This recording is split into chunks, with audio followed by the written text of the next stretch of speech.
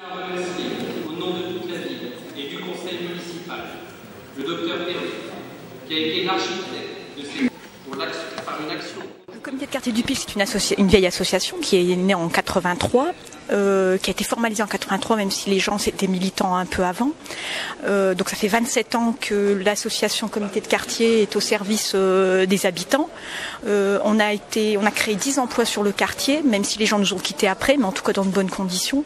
On a été le premier comité de quartier à mettre en place un journaliste de quartier, en utilisant les emplois jeunes.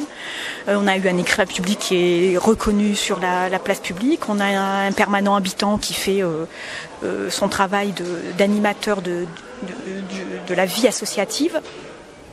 Et depuis quelques années, on n'est plus en odeur de sainteté avec la ville de Roubaix, qui depuis 2 ans nous a réduit notre subvention de fonctionnement. Et on arrive aujourd'hui d'une subvention d'il y a 10 ans à 22 000 € à aujourd'hui 5 000 €. Donc on nous demande de licencier notre permanent habitant, on nous demande éventuellement, pourquoi pas, de liquider l'association parce qu'on est trop vieux, parce qu'on est là depuis trop longtemps et parce qu'on ne correspond plus aux critères standards de ce que la ville de Roubaix attend des associations.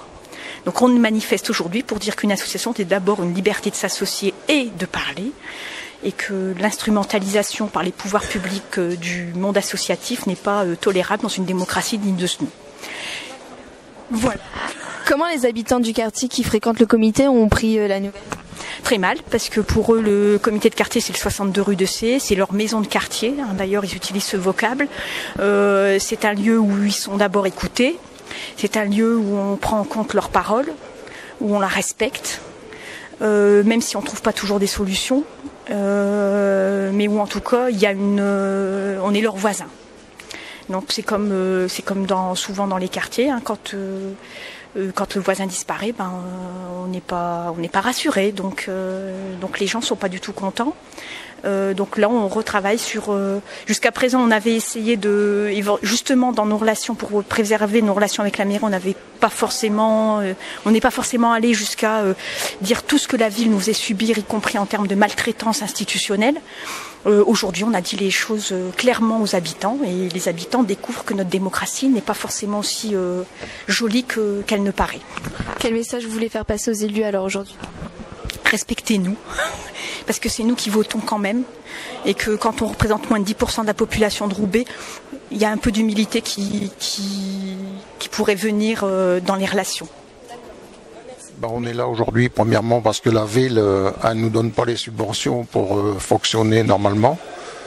Et en plus, maintenant, la ville, elle dit que tous les anciens des comités de quartier, il faudra qu'ils disparaissent. Et en clair, ça veut dire mettre des petits moutons qui peuvent faire ce qu'ils veulent avec. Comment ça affecte le comité de quartier du Sartèque? Le Sartèque-Carrière, on avait signé une convention avec le comité de quartier du Pil. Donc on avait pris à mi-temps. Comme ça faisait 34 ans que j'avais tout fait chez moi, je crois que c'était pas trop demandé à la ville. Et maintenant, on dit que notre permanent habitant, Dominique Dumonté, est trop âgé, donc on nous a donné l'ordre de licencier. Vous trouvez ça normal d'être lié comme ça à la municipalité? Moi, je dis actuellement, on parle beaucoup de démocratie participative, c'est un mot qu'ils doivent enlever de leur vocabulaire. Et quand on dit que les présidents de comités de quartier, les bénévoles sont trop âgés et qui doivent laisser la place aux jeunes, moi j'y dis d'accord, mais les élus, il y en a ils ont passé 80 ans, et ici il y en a qui sont depuis 76, alors eux qui montrent l'exemple. Après les bénévoles, ils montrent leur exemple aussi.